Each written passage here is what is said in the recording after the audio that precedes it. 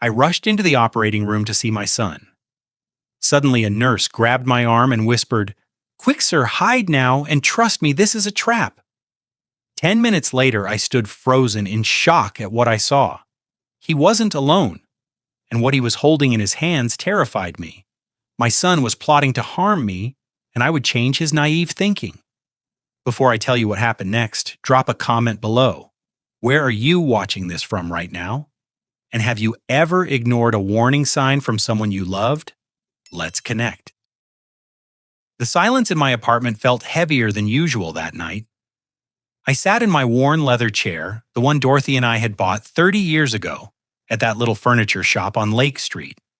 The chair still smelled faintly of her perfume Chanel No. 5, even though she'd been gone for 2 years now. Cancer took her fast. Too fast. One day we were planning our retirement trip to Alaska. The next, I was picking out her casket. The clock on the mantel read 11:30 p.m. Outside my window, at 2847 Hennepin Avenue, fresh snow blanketed uptown Minneapolis in white. The streets were empty, the kind of cold December night that made you want to stay inside with hot cocoa and old memories. But my memories weren't comforting tonight. They were gnawing at me. Justin hadn't called in 3 weeks. Not since our argument about the insurance policy. My son, my only child, was 35 years old, sharp as a whip, and stubborn as his mother. He'd started a tech company 6 years ago with such fire in his eyes. Dorothy and I had been so proud. But 6 months ago, everything collapsed. The startup failed, investors pulled out. Justin lost everything.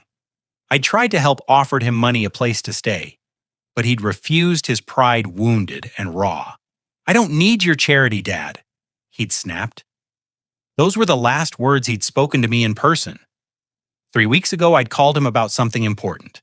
I just signed a new life insurance policy, $5 million, and I needed to update my beneficiary information. I wanted to make sure Justin would be taken care of if something happened to me. After all, what else did I have to live for? Dorothy was gone.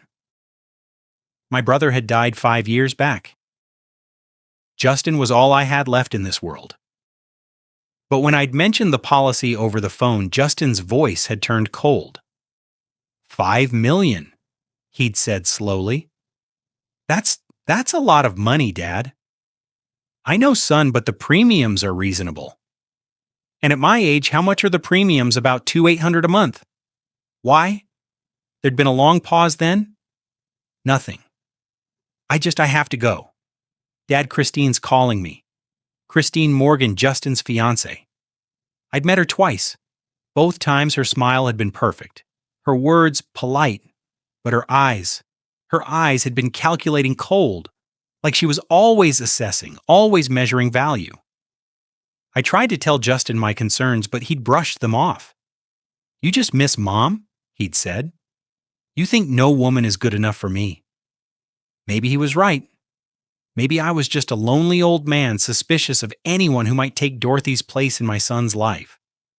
But I couldn't shake the feeling that something was wrong. I picked up my phone, scrolling through our text history. The last message was from me 2 weeks ago. "Justin, please call. I miss you. Love, Dad." No response. I thought about calling him again, but pride stopped me. If he wanted space, I'd give it to him, even if it killed me. The phone rang, startling me from my thoughts. I glanced at the screen. Walter Hughes, my neighbor from down the hall, a 78-year-old widower who'd become a friend over the past 2 years. We'd bonded over late-night chess games and shared grief. "Hey, Walter," I answered. "Brian." His voice was serious. "I know it's late, but I had to call.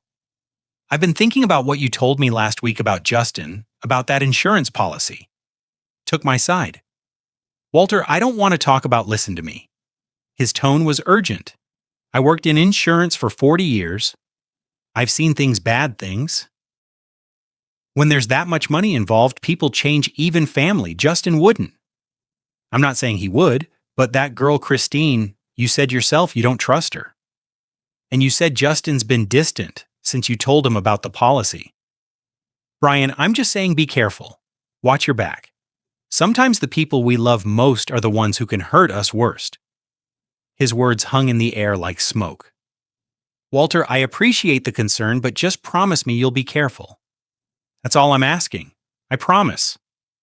I said, though I didn't really mean it. What was I supposed to be careful of my own son? We said goodnight and I set the phone down. Walter's warning echoing in my mind. At 12:10 a.m., the phone rang again. Unknown number. I almost didn't answer, but something instinct maybe or fate made me pick up. Is this Brian Carter?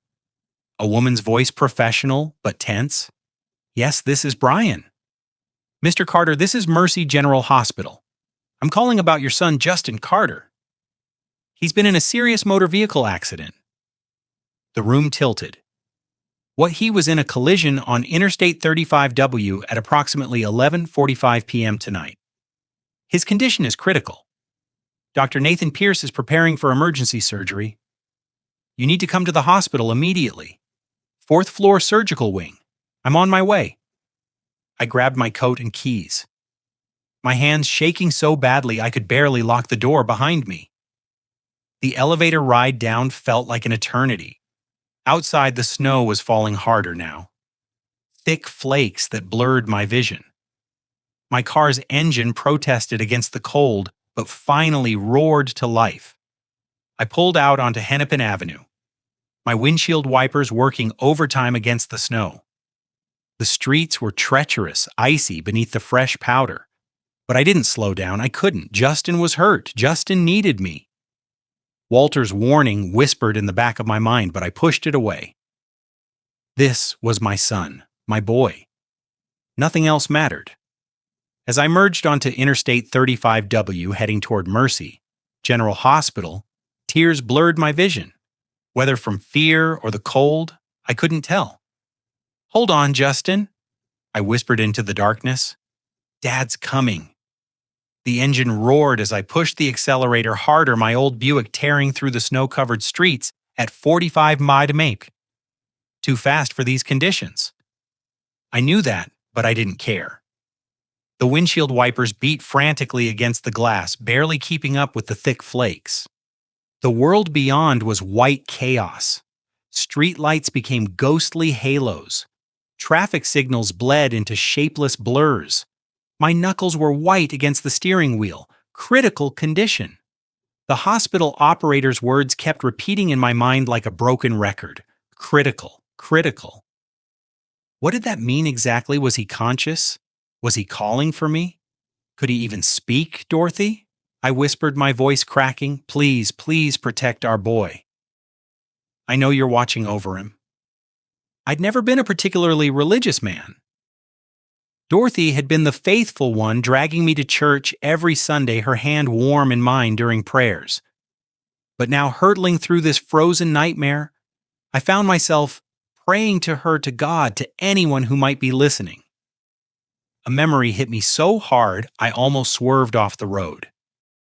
Justin, at 7 years old, standing in our backyard in his oversized baseball glove. It had been a perfect summer afternoon. Blue sky, warm sun, the smell of Dorothy's roses drifting from the garden. I'd been teaching him to throw a curveball, though he was really too young for it. Like this, Dad. He'd asked, his face scrunched in concentration as he mimicked my grip. That's perfect, buddy. Now remember, it's all in the wrist. He'd wound up like a major leaguer, his little arm whipping forward. The ball had sailed wild, disappearing into Dorothy's rose bushes. Oops. Justin had giggled, his eyes finding mine, worried I'd be angry, but I just laughed. Good power, though. His face had exploded into joy. Did you see how far it went, Dad? Did you see? I saw a kiddo. I saw that little boy. All gap-toothed smiles and scraped knees. Where had he gone? When had he disappeared? Had I been so buried in work and bills, in the mundane machinery of life, that I'd missed my son growing into a stranger?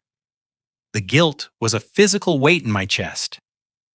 A red light loomed ahead at the intersection of Hennepin and Lake.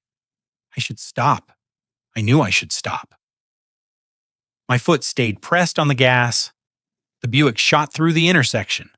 Horns blared. A sedan swerved its driver's face, a mask of shock and fury. I caught a glimpse of him shouting through his window. I didn't slow down. Couldn't slow down. Justin needed me.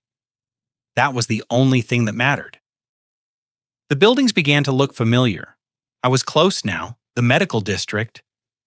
Mercy General Hospital rose. Was ahead like a beacon, its lights cutting through the storm. I yanked the wheel-hard tires sliding on ice as I careened into the emergency entrance. My car skidded to a stop directly in front of the automatic door's engine, still running exhaust billowing into the frigid air. A security guard in a heavy coat rushed toward me, his hand raised. Sir, you can't park there."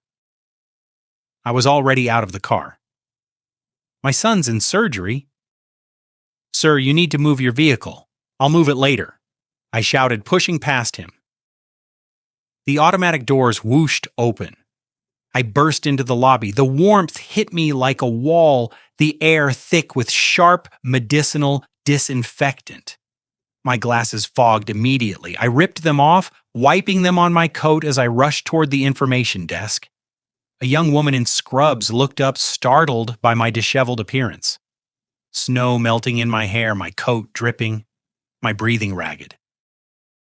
"Justin Carter," I gasped. "My son. He was in an accident." She typed quickly, her expression shifting to something more serious. "Fourth floor, operating room 3, elevators to your right." I was already moving. The elevator bay was empty. I jabbed the button repeatedly, as if that might make it come faster. The doors finally slid closed with agonizing slowness. Soft, instrumental music played. It was obscene, that cheerful melody, while my son lay dying somewhere above me. The numbers crept upward. 1, 2, 3, come on, I muttered, bouncing on the balls of my feet. 4. The doors opened, and I exploded into the hallway. The fourth floor was quieter than the emergency room. The lighting dimmer, more somber. Signs on the walls pointed toward different surgical suites. My eyes scanned frantically until I found it. Operating room 3. My legs carried me forward. 20er, FT, FT5. I stopped directly in front of the door. Above it, a red light glowed like an angry eye. "Surgery in progress. Do not enter." The door was solid, industrial looking, with a small frosted window at eye level. I couldn't see through it. Couldn't see whatever was happening to my son inside. Dr. Nathan Pierce? That's what the hospital operator had said. I didn't know him. Had never heard the name before tonight. Was he good? Was he experienced, or was he some tired resident at the end of a long shift, his hands shaking, his judgment impaired? The questions spiraled through my mind, feeding my terror. My right hand rose. My fingers wrapped around the cold steel handle. The metal was ice against my palm, sending a chill up my arm. I should go in. I should demand answers. I should see my son with my own eyes. My hand tightened on the handle, beginning to push downward. "Sir," the voice came from behind me, sharp and urgent, and I froze, my hand still on the door handle, my heart hammering. Slowly, I turned around. A hand clamped around my arm just as my fingers touched the door handle. The grip was firm, urgent. I spun around, ready to shake off whoever was stopping me from reaching my son. A young woman stood before me, late 20s, maybe 30. She wore navy blue scrubs, her dark hair pulled back in a practical ponytail. A name badge hung from her collar, Nicole Anderson, RN. Her eyes were wide and tense, pleading. "Don't go in there," she whispered. "What?" I tried to pull my arm free, but her grip tightened. "My son is dying. Let me go." "No." Her voice was low but fierce. "You can't go in there." "Like hell I can't." My voice echoed down the empty corridor. "Get your hands off me, Mr. Carter." She spoke my name with such certainty that it stopped me cold. "Listen to me very carefully. This is not a rescue. This is a trap." The words hit me like a physical blow. I stared at her, my mind struggling to process what she just said. A trap? What kind of trap? This was a hospital. My son had been in an accident. He was in surgery. What was she talking about? I don't understand. You will, but not here. Not now. Her eyes darted toward the operating room door, then back to me. Right now you need to trust me and hide. Hide? Are you insane? Your son is not in that operating room. The floor seemed to tilt beneath me. What are you talking about? They called me. They said he was in a car accident. They said I know what they said. Nicole's grip on my arm shifted, and suddenly she was pulling me away from the operating room door. But if you go in there, you'll die. Do you understand me? You will die. My legs felt like lead. This couldn't be happening. This had to be some kind of mistake, some horrible misunderstanding. Come with me, she hissed. Now she dragged me down the corridor past the elevators, past a nurse's station that sat empty and dark. We rounded a corner and she stopped in front of what looked like a utility closet tucked behind a row of vending machines. The machines hummed softly, their LED displays casting a faint glow in the dimly lit alcove. Nicole yanked open the closet door. Inside was darkness, shelves stacked with supplies, mops, cleaning products. The sharp smell of ammonia and bleach made my eyes water. Get in, she commanded. I'm not get in. Her voice cracked with desperation. Please, Mr. Carter. I'm trying to save your life. Something in her eyes, raw terror, mixed with determination, made me move, against every instinct screaming at me to run back to that operating room. I stepped into the closet, she followed me in, pulling the door closed behind us until only a thin crack remained. The space was tiny, barely big enough for both of us. I could hear her breathing fast and shallow, matching my own. Lock it, she whispered. My fumbling fingers found the small push-button lock on the inside handle. It clicked softly. Now stay quiet. No matter what you hear, don't make a sound. Tell me what's happening. I demanded, my voice barely above a whisper. Tell me right now or I'm walking out of here. In 10 minutes, you'll understand everything, but right now you need to shut up and watch. The darkness pressed in around us. The only light came from that thin crack in the door, a vertical sliver that revealed a narrow slice of the hallway beyond. My heart hammered against my ribs so hard I thought it might break through. Sweat beaded on my forehead despite the chill of the air conditioning. The smell of cleaning chemicals mixed with the medicinal scent of the hospital made my stomach churn. 10 minutes. She'd said 10 minutes until I'd understand. They were the longest 10 minutes of my life. I pressed my eye to the crack in the door, my field of vision limited to that one narrow strip of hallway. I could just barely see the operating room door across from us. The red light above it still glowed steadily. Beside me, Nicole's breathing had slowed. She'd pulled out her phone. The screen dimmed to almost nothing and was typing something rapidly with her thumbs. Who was she texting? What was she doing? Who are you? I whispered. Later. Why are you helping me? Later. My legs ached from standing so still. My back protested against the awkward angle, but I didn't dare move, didn't dare make a sound that might give away our hiding place. Minutes crawled by like hours. Then I heard a faint hydraulic hiss. I pressed my face closer to the crack, my breath fogging the narrow opening. Across the hall, the operating room door was moving.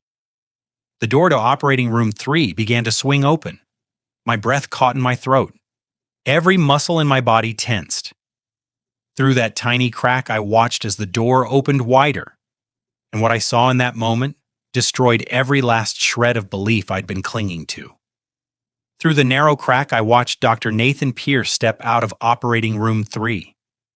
He moved with casual ease, peeling off his surgical gloves with the relaxed air of someone finishing a coffee break. Not a man who just spent the last hour fighting to save a life. There was no urgency in his movements, no exhaustion, no trace of the adrenaline that should follow emergency surgery. He tossed the gloves into a red biohazard bin. Then someone else emerged from the operating room behind him. My heart stopped. Justin. My son stepped into the hallway, rolling his shoulders and stretching his neck like he'd been sitting too long in an uncomfortable chair. He wore jeans and a dark sweater. No hospital gown, no bandages, no blood. He looked perfectly, impossibly healthy. I couldn't breathe. My lungs had forgotten how. This had to be a mistake. Maybe Justin had come to check on another patient.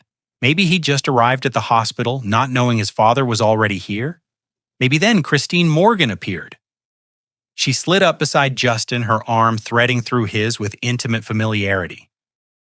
She wore a cream-colored coat, her blonde hair cascading over her shoulders, her lips curved into a smile I'd never seen before. Cold, triumphant, predatory. That was easier than I expected. She said, her voice carrying clearly down the empty corridor. Justin laughed, actually laughed. The sound was sharp and mocking. Told you the plan was perfect, he said. The plan perfect. The words echoed in my skull, each syllable driving deeper like a nail. Beside me in the darkness, I felt Nicole's hand touch my arm, a warning to stay quiet, to stay hidden. But I could barely register her presence. All I could see was my son standing there whole and unharmed while I'd nearly killed myself driving through a blizzard because I thought he was dying. Dr. Pierce pulled out his phone, scrolling through something on the screen. Accident reports already in the system. Vehicle collision on I-35W. Critical injuries. Emergency surgery initiated. Everything documented. Beautiful. Christine's smile widened. I can't wait to see the look on Brian's face when he shows up. All panicked and desperate, racing through the snow for his precious boy. She said my name like it was a joke. Like I was a joke. Justin's expression didn't change. No guilt, no remorse. He just nodded, his voice flat and emotionless. The old man always was predictable. The old man, that's what he called me. The old man, not dad, not father. The old man. Something inside my chest cracked. I felt it physically, a sharp tearing sensation like a bone breaking. Christine ran her fingers along Justin's arm, possessive and pleased. You know, darling, you're not the first one I've done this with. Justin glanced at her. What do you mean Marcus David before you? Her tone was conversational, almost bored. Same playbook. Seduce them, destroy their finances, collect the insurance money. It's surprisingly easy when you know what you're doing. My mind reeled. She was confessing to murder. Multiple murders, standing in a hospital hallway like she was discussing weekend plans. Dr. Pierce chuckled, sliding his phone back into his pocket. 5 years we've been at this, Christine. You've got it down to an art form. We've got it down to an art form, she corrected, giving him a look loaded with meaning. Now I couldn't do it without my favorite surgeon. The pieces slammed together in my mind with horrifying clarity. Christine hadn't just encouraged Justin's business. She'd sabotaged it, destroyed it deliberately. Driven my son into financial ruin until he was drowning in $4.2 million of debt with no way out. And then she dangled the solution in front of him like a lifeline. Kill your father. Collect $5 million. Solve all your problems. Justin shifted his weight, and for just a moment I saw something flicker across his face. Uncertainty, regret. Christine, he said, slowly says about earlier when I said, maybe we should. What her voice turned sharp. Dangerous. Back out, have second thoughts, grow a conscience. I just listened to me very carefully, Justin. Christine stepped closer to him, her voice dropping to a lethal whisper that still carried to where I hid. You're in this now, all the way in. The accident report is filed. The insurance policy is active. If you back out now, I'll make sure every piece of evidence points to you. Do you understand? You'll go to prison for conspiracy to commit murder, and I'll walk away clean. Justin's jaw tightened, but he nodded. Good boy. She patted his cheek like he was a dog. Now Dr. Pierce has prepared the consent form. When Brian gets here, and he will get here, we'll present him with paperwork for emergency surgery authorization. Once he signs it, we'll have everything we need. And then Justin's voice was barely audible. And then Dr. Pierce does what he does best. Christine's smile returned colder than the snow outside, a tragic complication during a routine procedure. These things happen especially with elderly patients in emotional distress. They were going to kill me tonight here in this hospital. My son was going to let them kill me for $5 million. The three of them started walking down the corridor, their footsteps echoing on the linoleum. Christine said something I couldn't hear, and both men laughed, casual, relaxed, like they were discussing dinner plans instead of murder.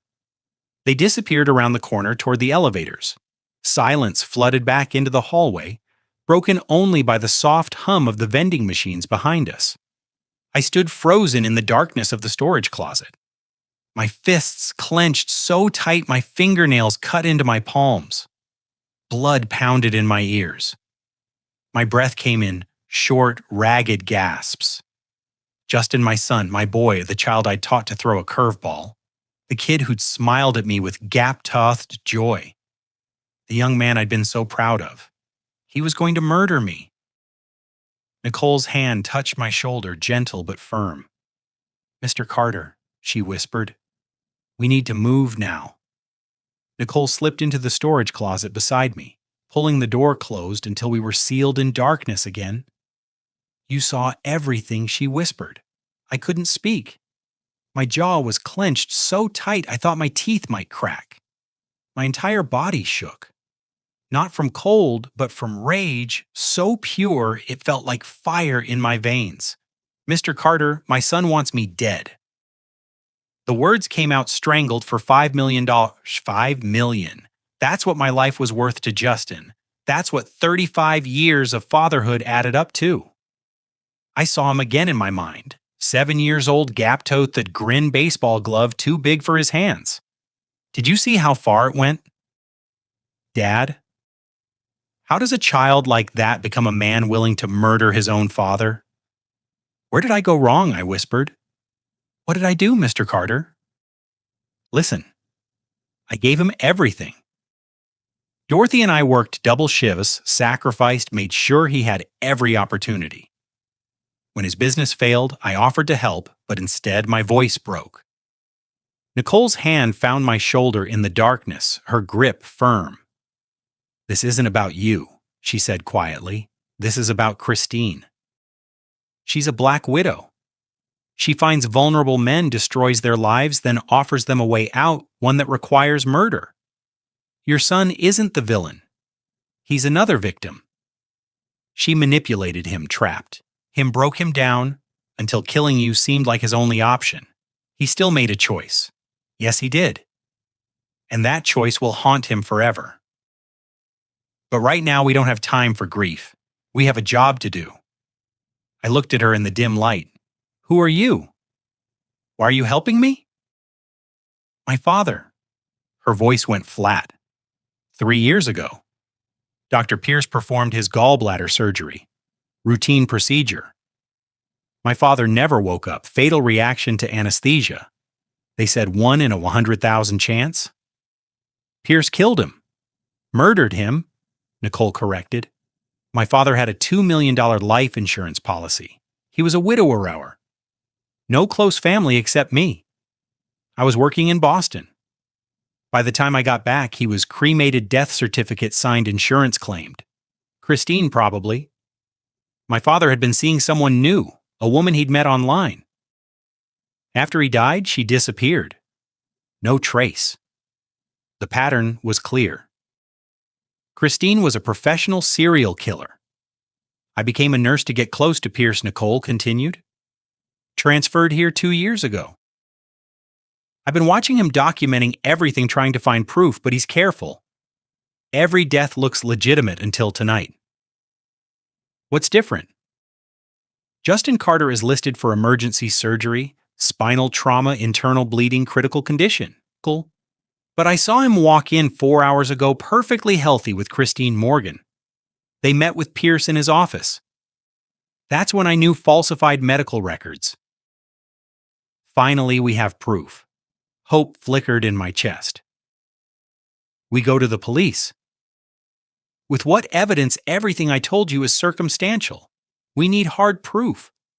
Medical record security footage, something that can't be explained away. Then what do we do? Nicole's expression hardened. You play your part.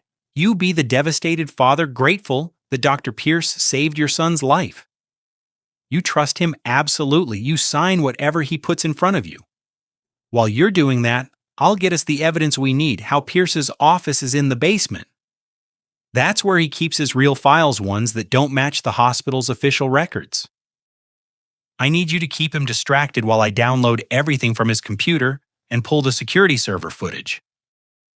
My phone vibrated in my pocket, buzzing loud in the confined space. I pulled it out. I pulled. The screen glowed. Incoming call.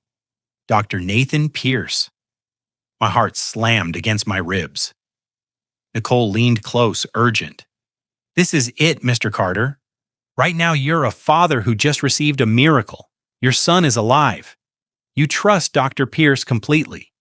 Can you do that? Can you lie to the man planning to murder you? I stared at Pierce's name glowing on the screen. Could I do it? Could I pretend gratitude toward the monster who'd killed Nicole's father, who'd helped Christine murder countless others, who was plotting my death? I thought of Justin. My son broken and manipulated, yes, but still alive. Still savable. I thought of Dorothy. Fight for him, Brian, always fight. My thumb hovered over the answer button. Yes, I said. I can do it. I pressed the button and lifted the phone to my ear. Dr. Pierce. My voice came out shaky, desperate, exactly how a terrified father should sound. This is Brian Carter. Please tell me my son is okay.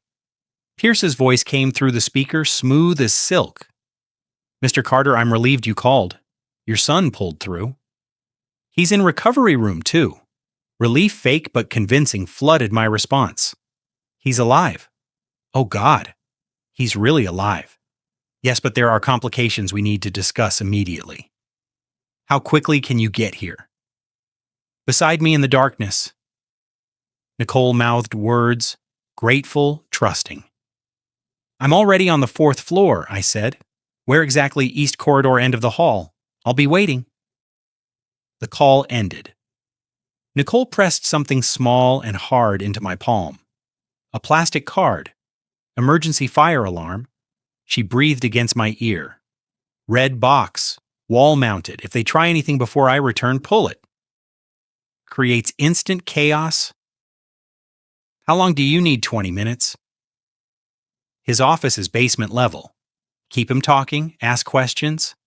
Be the worried father who needs every detail explained.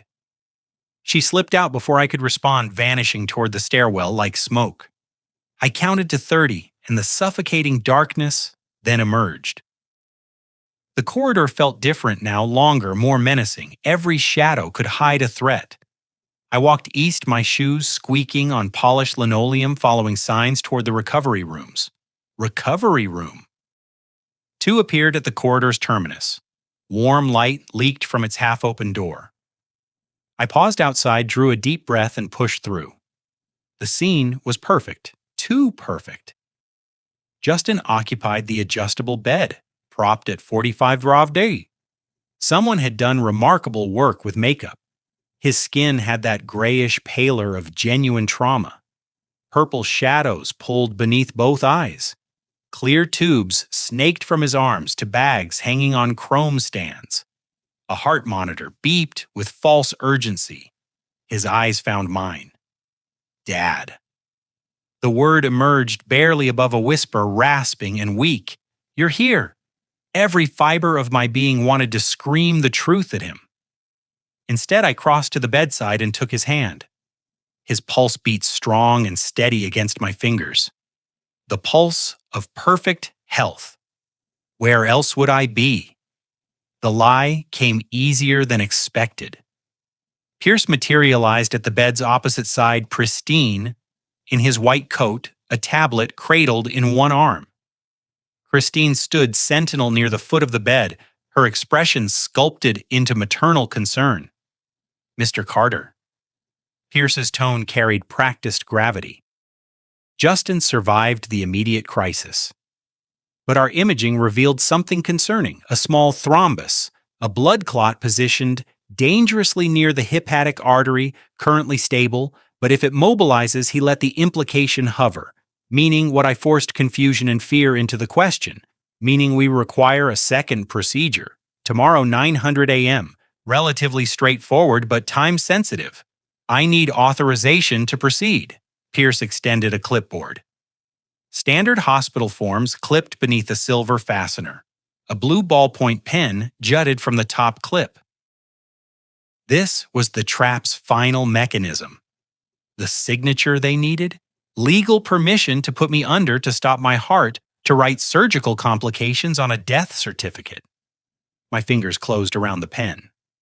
The form swam before my eyes, dense paragraphs of medical terminology, liability waivers, consent clauses. Somewhere in that thicket of language lurked the sentence that would kill me.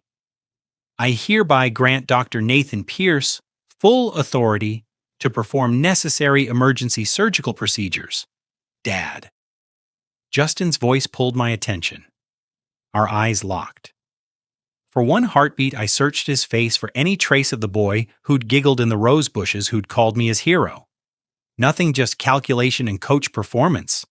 "Please," he urged. "Dr. Pierce saved me once already. I trust him completely." The words hit like physical blows.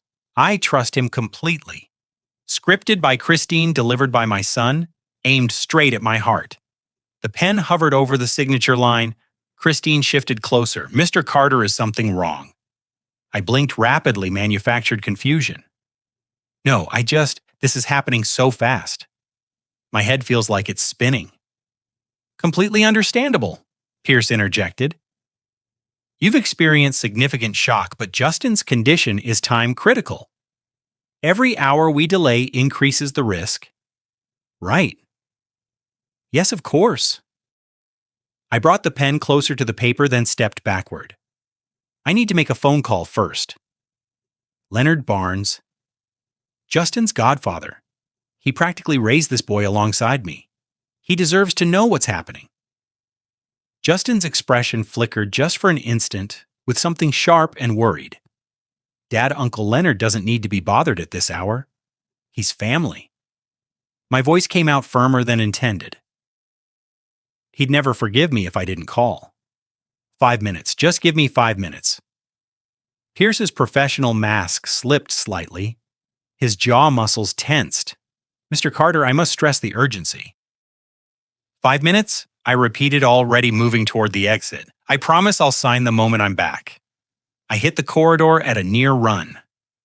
Behind me, Christine's voice rose low, urgent, suspicious, speaking to Pierce in tones too quiet to distinguish words. My heart hammered against my ribs. I'd bought time, but how much would they come after me, force the signature? Or worse, the fire alarm detonated. Sound crashed through the building. A shrieking, mechanical wail that seemed to originate from everywhere simultaneously. Red emergency lights erupted along the ceiling, strobing the hallway in urgent pulses. The intercom system crackled to life. "Attention all personnel. Fire alarm activated on multiple floors. Initiate evacuation protocols immediately. All patients and visitors proceed to nearest emergency exits." Nicole had succeeded. The fire alarm's wail shattered the air around me. Red lights pulsed along the ceiling. The intercom voice repeated its urgent command over and over. Doors opened along the corridor. Nurses emerging with clipboards. Patients in wheelchairs being rolled toward exits. Visitors looking confused and frightened. The entire building was mobilizing for evacuation. This was my chance. I didn't move toward the main elevators where crowds were already gathering. Instead, I pushed against the flow of people searching for what Nicole had mentioned during our whispered conversation in the storage closet, the service elevator. Staff, only the one that accessed every floor, including areas the public never saw.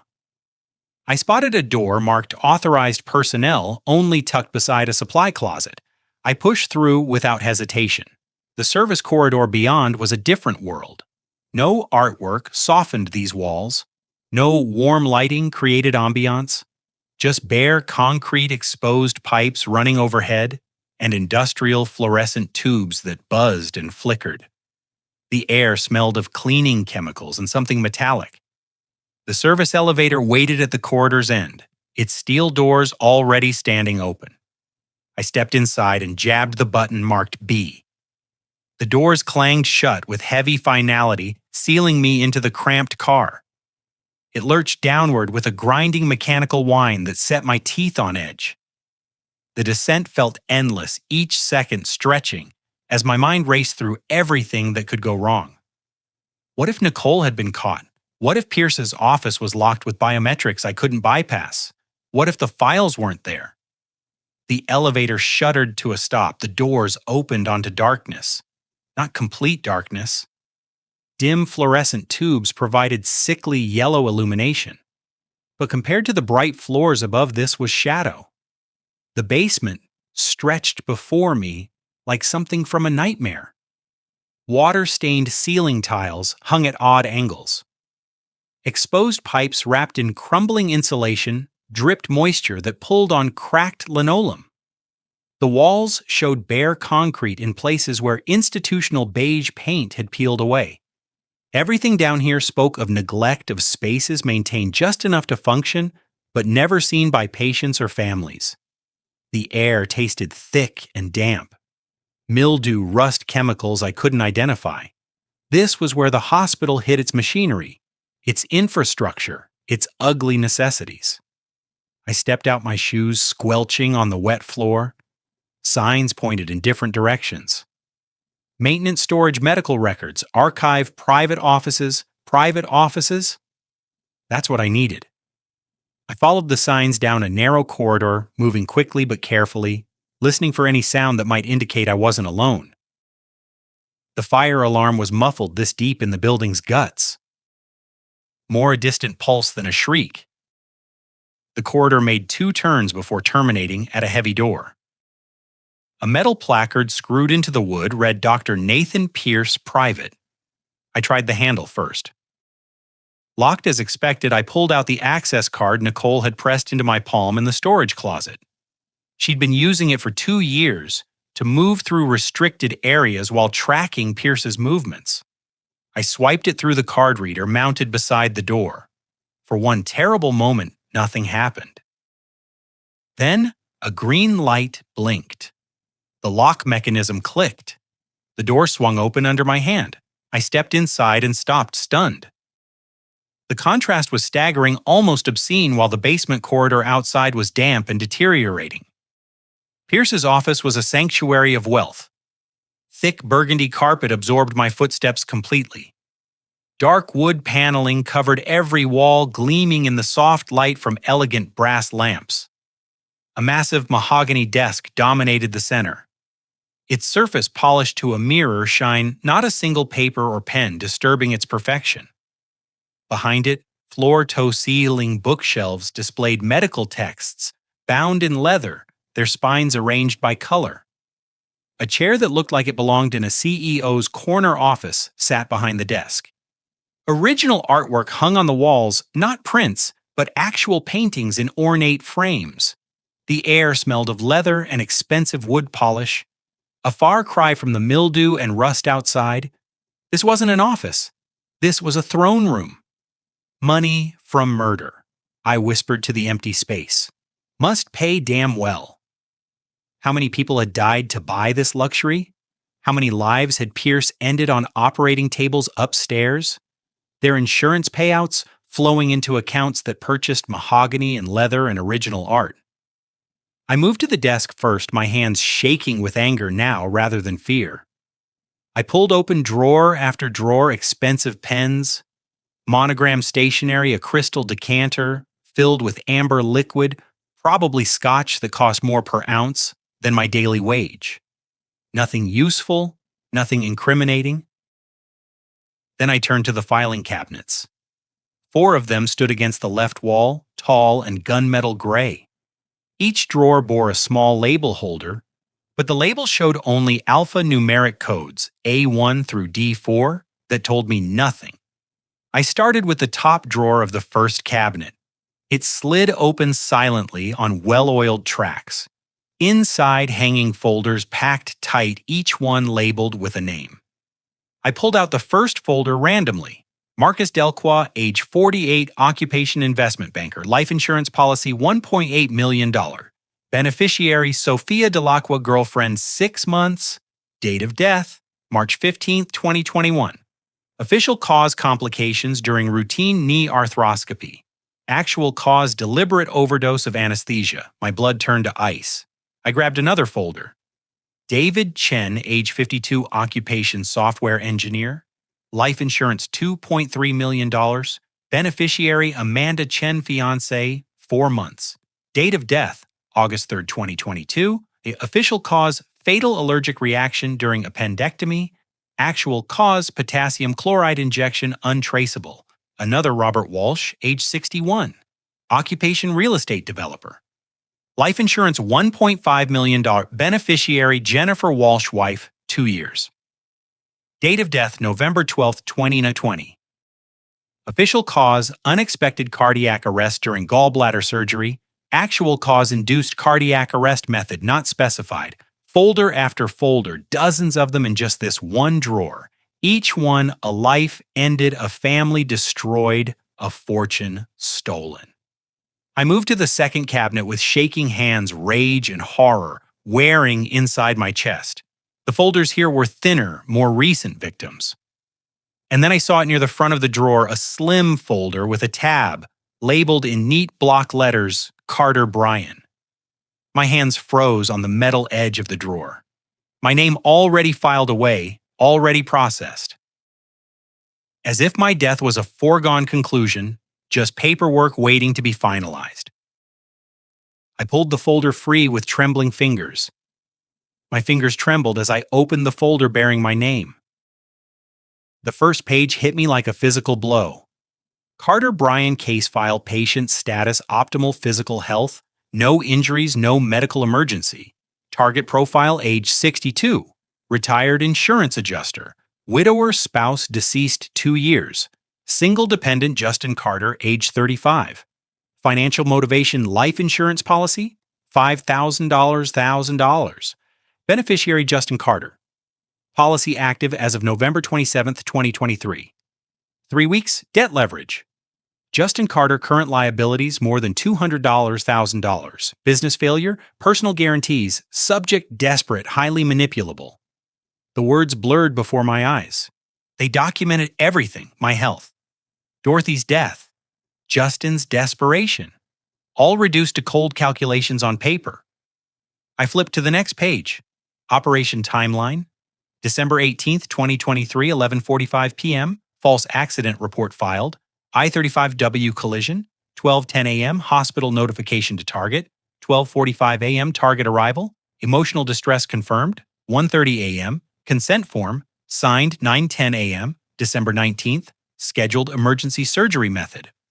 Potassium chloride injection during anesthesia. Expected outcome, cardiac arrest. Cause of death, complications from pre-existing undiagnosed heart condition.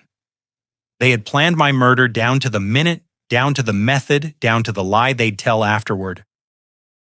My hands shook so badly the papers rattled. I forced myself to keep reading. The next section made my blood freeze. Christine Morgan, partner profile. Real name Christine Dalton. Multiple aliases. Background, professional black widow. Estimated body count, 710 victims over 8 years. Previous cases, Marcus Delqua 2021, 1.8 through payout. David Chen 20 town to 122.3 MOP payout. 2 additional cases, 2019, 2020, 21.5 mores and 2 1M payouts. Method, seduce vulnerable men. Divorced, widowed, financially distressed, destroy their support systems and finances. Manipulate them into murdering family members for insurance money. Collect payout as beneficiary or partner. Eliminate accomplice if necessary. Partnership with Pierce 5 years. Commission split 60% Christine, 40% Pierce. Christine wasn't just a killer, she was a serial predator who turned murder into a business model. And Justin, my son, was her latest victim and weapon. I grabbed my phone with shaking hands and started photographing every page. The case file on me, the timeline, Christine's profile, the documentation of her previous victims. Flash after flash illuminated the pages as I captured the evidence. Then I heard it. Footsteps in the corridor outside, heavy, deliberate, coming closer. My heart stopped. I shoved the folder back into the cabinet and eased the drawer closed as quietly as possible. My eyes scanned the office frantically. No other exit, no windows, just the one door I'd entered through. The footsteps were right outside now. Then I saw at a second door on the office's far wall, partially hidden behind a tall bookshelf. A metal door with a small window. Through the glass, I could see racks of equipment, blinking lights. Cables running in organized chaos. The server room. I crossed Pierce's office in 3 silent strides and tried the handle. Unlocked, I slipped through and eased the door closed behind me, just as I heard the main office door begin to open.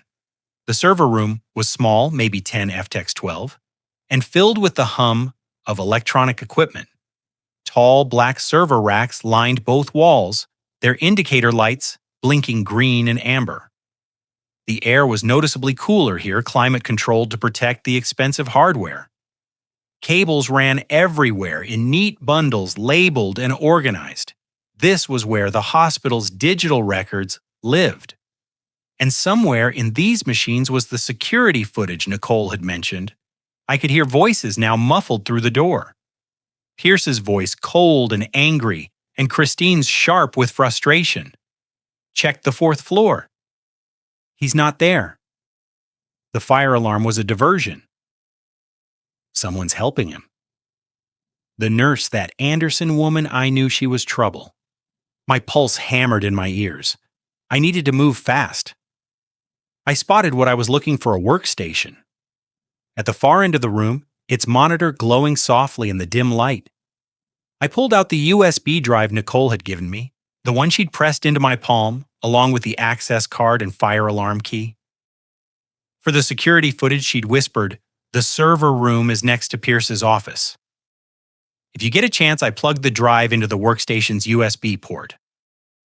The screen came to life. A file transfer dialog appeared, already programmed with Nicole's script. She'd thought of everything. Copying security footage, Mercy General Hospital, date range. December 18th, 2023. Camera's main entrance, emergency room, 4th floor surgical, basement corridor, progress 10%. The progress bar crawled forward with agonizing slowness. Through the door, I could hear Pierce and Christine moving around the office. Drawers, opening, papers rustling. They were searching for something. "Did you check the filing cabinets?" Christine's voice. "Nothing's disturbed." Pierce sounded uncertain now. Progress, 50%. Come on, come. He must have seen something. Christine said the way he ran out of that recovery room. "He knows. We need to find him before he gets to the police. If he had proof, he'd be gone already. He's still in the building, probably hiding, trying to figure out what to do." Progress, 90%. My entire body was rigid with tension. Every muscle locked, barely breathing. The door handle behind me began to turn. I yanked the USB drive free just as the door swung open. Dr. Pierce stood framed in the doorway, his expression transforming from surprise to cold fury in an instant. Behind him, Christine appeared, her smile spreading slowly across her face like poison. "Looking for something, Brian." Her voice was honey and venom. "Nice try, Brian." Heiss's voice was ice cold as he stepped into the server room. The door slammed shut behind Christine. The blinking server lights cast strange shadows across their faces. I backed against the server rack, the USB drive clutched behind my back. Christine moved with frightening speed. Her hand shot out and grabbed my wrist, twisting it with brutal force. Pain flared. My fingers opened involuntarily and my phone clattered to the floor. She snatched it up, tapping across the screen. "Let's see what you've collected." Her eyes scanned my photo gallery. Then she smiled. "Oh, Brian, you've been busy." She held up the phone so Pierce could see my photographs of the case files, the timeline, Christine's profile. Then she deleted them. One by one, I watched in horror as they disappeared. The timeline gone, the victim profiles gone, every piece of evidence vanishing with casual taps. "All clean," she said sweetly. Pierce chuckled. "Did you really think I'd keep genuine evidence in filing cabinets, Brian? Those documents were bait. Fake files to catch nosy people like you." My stomach dropped. "The real records." Pierce gestured around us. "Encrypted, password protected, backed up in locations you'll never find. What you saw were props, useless in court." "You have nothing," Christine said. "No evidence, no witnesses, no way out." She reached into her coat and withdrew a syringe. Large, filled with clear liquid. "Potassium chloride," she said conversationally. "Fast-acting, stops the heart instantly. Completely untraceable once metabolized." Pice blocked the door. "We'll make it quick." "You came to the hospital." Distraught wandered into restricted areas. During the fire alarm, suffered a heart attack from stress. So sad. Christine stepped closer, the syringe raised. I pressed back against the server rack. This was how I died. In a basement server room, murdered by the woman who destroyed my son. Then I remembered the flip phone. Walter had given it to me 3 months ago. "Keep it charged," he'd said. "These old phones are harder to hack, good for emergencies." I pulled it from my jacket pocket. The ancient Nokia looked absurd in the modern server room, but Christine and Pierce both froze. "You might want to reconsider this," I said, my voice steady. Pierce's eyes narrowed. "What is that insurance?" I held up the phone. "Remember that call from Justin 3 weeks ago, when he was drunk and rambling about his debts? He said interesting things about money, laundering, about Christine's previous boyfriends who died mysteriously, about your offshore accounts. Dr. Pierce, complete lie. But I delivered it with conviction. I recorded everything, and this phone, I tapped the Nokia. It's been recording since you walked in. Every word, every threat, uploading to cloud storage in real time. Another lie. The flip phone couldn't upload anything, but they didn't know that. If I don't enter a password in the next 5 minutes, the entire recording. Justin's confession and tonight's conversation gets sent to Minneapolis police, the FBI, and my attorney, Leonard Barnes." Christine's expression flickered with uncertainty. "You're bluffing," Pierce said, but his voice lacked confidence. "Am I?" I met his eyes. "Are you willing to bet your freedom on it? Because if I'm right, and you kill me now, you'll both be in federal custody by morning." Silence. Only the humming servers. Then the door burst open. Justin stumbled in hospital gown, hanging off one shoulder, face flushed red with guilt and fear. "Dad, I'm sorry." The words exploded from him. "I'm so sorry. I didn't want this. I never wanted this." But I was drowning in debt, and Christine said it was the only way, and I couldn't think straight. He was crying, real tears streaming down, makeup running in gray streaks. I was desperate. $4 million. I lost everything. Christine said you'd understand. Said you were old and alone. Said you'd want to help me. Shut up. Christine's voice cracked like a whip. But Justin kept talking, words pouring out. I couldn't do it. I was going to back out, tell you everything, but Christine said she'd frame me. Said I'd go to prison. I said, shut up.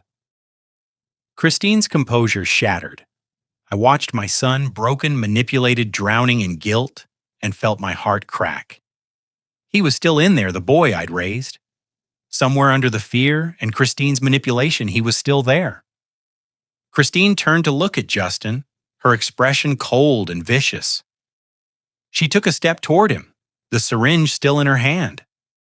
Christine looked at Justin with pure contempt, twisting her beautiful face into something ugly and vicious. "You pathetic, weak, useless piece of garbage," she spat. "I should have known you'd crack." "You always were spineless." Justin recoiled as if she'd struck him. "Christine, I shut your mouth." She advanced on him, the syringe still gripped in her hand like a weapon. "Here, do you want to know the truth? Us in the real truth." Her voice dripped with venom. Now all pretense of love or concern stripped away. "I destroyed your company deliberately. Every failed deal, every investor who pulled out, every contract that fell through, that was me. I sabotaged everything you built piece by piece until you were desperate enough to do anything I wanted." Justin's face went white. "No. You said you were trying to help. I was building leverage, you idiot." Christine laughed cold and cruel. "I spent 6 months systematically ruining you, making you dependent on me, breaking you down, until you'd be willing to murder your own father for a way out." She gestured dismissively at him with her free hand. "And you know what? It was almost too easy.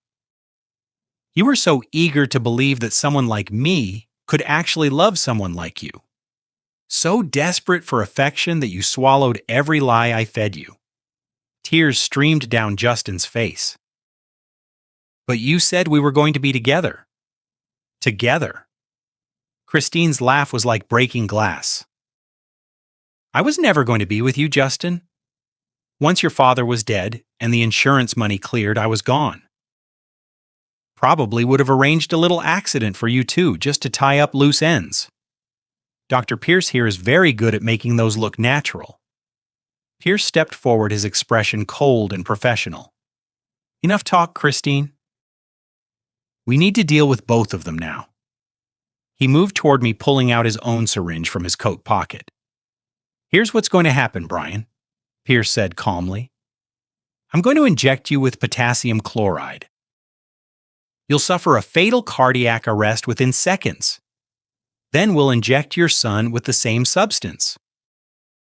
The police will find 2 bodies of father and son who both died from heart attacks during a traumatic confrontation. The stress, the emotion, the family tragedy. Very believable. Very..." And the recording, Christine asked, glancing at the flip phone still clutched in my hand. Pierce smiled coldly. "There is no recording. He's bluffing. That phone is 20 years old. It can barely send text messages, let alone upload to cloud storage. He has nothing." My bluff had been called. Pierce raised the syringe, moving closer. The door exploded inward with a deafening crash. Wood splintered, metal shrieked. The entire frame shattered as police officers in tactical gear poured through the opening like a flood. Police, hands up, dropped the weapons. And there right behind them was Nicole. Her face was flushed from running, her scrubs disheveled, but her eyes blazed with triumph. Behind her stood Officer Henderson and 3 other Minneapolis police officers, weapons drawn. Dr. Nathan Pierce and Christine Morgan. Officer Henderson's voice rang with authority. "You're both under arrest for conspiracy to commit murder insurance fraud and multiple counts of first-degree murder." Pierce's syringe clattered to the floor. His face went slack with shock. Christine spun toward the police, her expression transforming rapidly. Shock, then calculation, then desperation. "Officers, thank God you're here." Her voice shifted instantly to panicked innocence. "These men attacked us. Dr. Pierce and I were trying to help. Save it." Nicole stepped forward, pulling out her phone. On the screen, a video played clear footage of Christine and Pierce in this very room, threatening Brian, confessing to fake medical files discussing potassium chloride. Hidden camera, Nicole said, her voice steady and cold.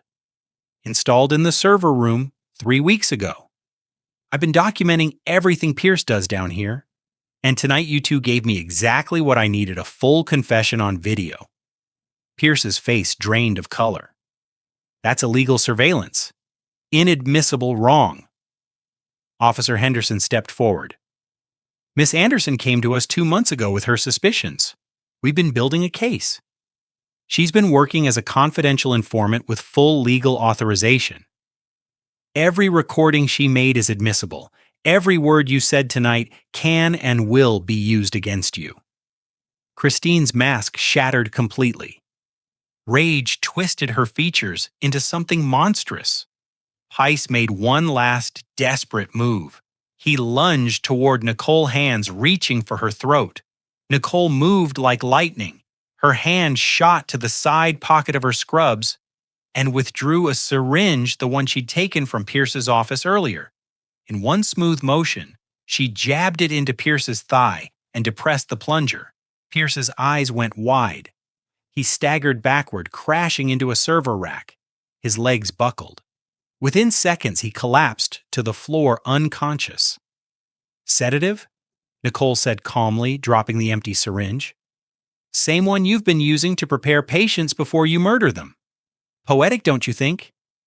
2 officers moved forward and handcuffed Pice's unconscious body. Christine stood frozen, surrounded by police. Her perfect composure finally destroyed. Her hands were wrenched behind her back and cuffed with sharp final clicks. Christine Morgan, Officer Henderson, you have the right to remain silent. Justin collapsed against the wall, sobbing. Dad, I'm so sorry. I'm so sorry. I never meant I was so stupid. Please, Dad, please forgive me. I looked at my son, broken, manipulated, drowning in guilt and regret. Before I could respond, Christine suddenly twisted violently in the officer's grip. With shocking strength, she wrenched one arm free from the surprised officer's grasp. She broke into a dead sprint toward the door, her remaining cuffed hand dangling uselessly, but her legs pumping with desperate speed. Justin looked up, saw her running, and something changed in his face. He pushed himself off the wall and threw himself into her path. Christine didn't slow down. She was pure desperation now, a cornered animal with nothing to lose. Justin stood blocking the doorway, arms spread wide. Christine, stop. Please get out of my way. She drove her shoulder into him with vicious force. Justin stumbled backward, his feet tangling, his arms windmilled, but gravity had already claimed him. He fell hard. The back of his head struck the sharp metal corner of a server rack with a sickening crack that echoed through the room. The sound was wrong, too loud, too final. Justin's body went limp. He slid down the rack, leaving a small streak of blood, and crumpled to the floor. His eyes were open, staring, tracking toward me with desperate awareness, but his body didn't move. Christine kept running, her footsteps echoing as 2 officers sprinted after her. I dropped to my knees beside Justin. Son, can you hear me, Dad? His voice barely a whisper, thick with terror. Dad, I can't move. Don't try to move. Just stay still. No, you don't understand. His eyes were wild with panic. I can't feel my arms. I can't feel my legs. I can't feel anything. Nicole was beside me instantly, her hands moving over Justin's body with professional efficiency. Don't move him, she ordered. Nobody touch him.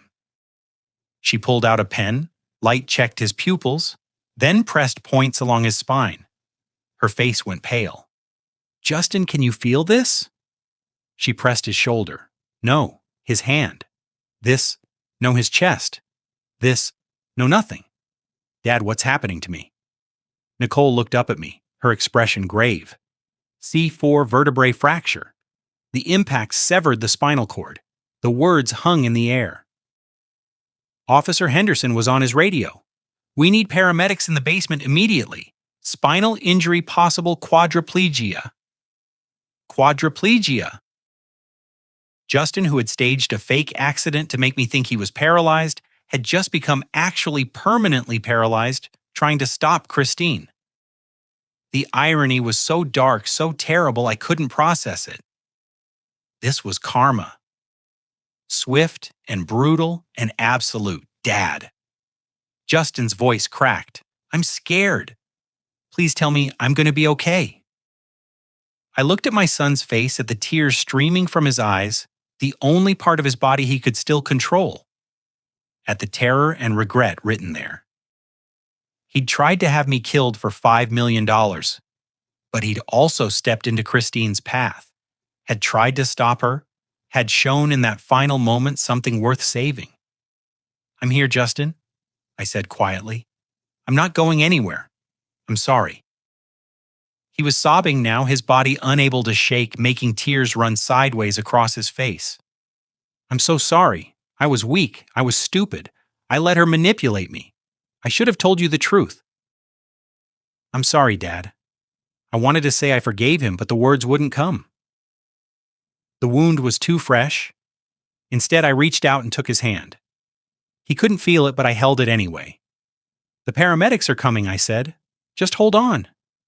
I can't feel you holding my hand. Fresh tears spilled. I can't feel anything. Am I going to die? No. You're going to live. You're going to face everything you've done. And somehow we're going to figure out how to deal with it. Nicole placed a hand on my shoulder. Mr. Carter, the paramedics need space. The room had filled with emergency personnel, a stretcher, a cervical collar, a backboard. They moved with practice efficiency, stabilizing Justin's neck, transferring him to the board, strapping him down. Sir, are you family? A paramedic asked. I'm his father. We're transporting to Minneapolis. General neurosurgery team is prepped. You can ride with us. No, I'll follow. I need a moment. Justin's eyes found mine as they lifted the stretcher. Dad, please don't leave me. I won't. I'll be right behind you. But as they carried him out, I wasn't sure if it was a promise I could keep. Officer Henderson approached. Mr. Carter, we caught Christine Morgan. She's in custody. We need your statement, but it can wait. I nodded. The server room was emptying. Pierce's unconscious body had already been removed. Police were securing the scene, photographing evidence. Nicole stood beside me, quiet and steady. He's going to live, she said softly, but his life will never be the same. I watched the paramedics wheel Justin's stretcher down the corridor, watched it disappear around a corner. The nightmare was over, but the healing for both of us was only just beginning. 4 days after that nightmare in the basement, the story exploded across every news outlet in Minneapolis. Mercy General Hospital murder conspiracy exposed. Serial killer doctor and Black widow arrested. Decades of medical murders uncovered. I sat in my apartment on Hennepin Avenue. The morning newspapers spread across my kitchen table and read about my own life as if it had happened to a stranger. The trial proceedings moved with surprising speed once the evidence became public. Nicole's hidden camera footage. The server records, the filing cabinets full of victim profiles. It was overwhelming and irrefutable. Dr. Nathan Pierce received life in prison without possibility of parole. The judge's words still echoed in my memory. You took an oath to heal, and instead you became a predator. You will spend the rest of your natural life behind bars, and you will die there. Pierce had stood impassive as the sentence was read, his face, a mask of cold acceptance. His medical license was revoked permanently. The Minnesota Medical Board released a statement calling his crimes the most egregious betrayal of patient trust in the state's history. He would rot in a cell, forgotten, unmourned. Good. Christine Morgan's trial was shorter, but no less damning. 25 years in federal prison for conspiracy to commit murder, insurance fraud, and racketeering.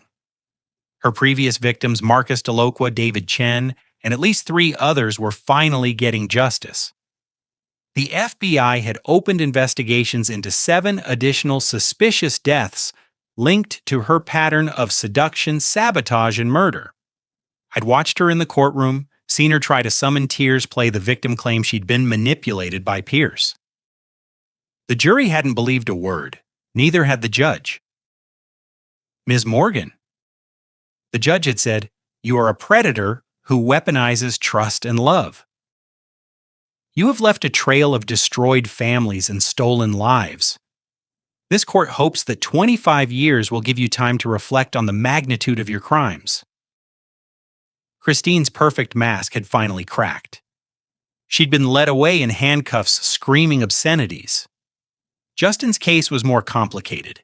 He couldn't stand trial, not in his condition. Quadriplegic from the neck down, unable to care for himself, dependent on round-the-clock medical attention. His attorney had argued that imprisonment would be redundant. Justin was already imprisoned in his own body. The prosecution had agreed to a plea deal. Justin Carter was committed to a long-term care facility within the Minnesota Correctional System, a special unit for inmates with severe medical needs. He would spend the next 15 years there under constant supervision, paying his debt to society while nurses and orderlies managed every aspect of his existence. He couldn't feed himself, couldn't bathe himself, couldn't move anything below his neck. Every day for the rest of his life, he would wake up in that bed, completely dependent, completely helpless, and remember what he'd done. Some would call it mercy. I wasn't sure what I called it. Nicole Anderson received a commendation from the Minneapolis Police Department and the Minnesota Attorney General's office for her work as a confidential informant. More importantly, Mercy General Hospital appointed her as the new Director of Medical Ethics and Oversight, a position created specifically in response to the scandal. Never again, she'd told the press. We will never again allow a predator to operate in our hospital. She'd called me last week to check in, her voice warm with genuine concern.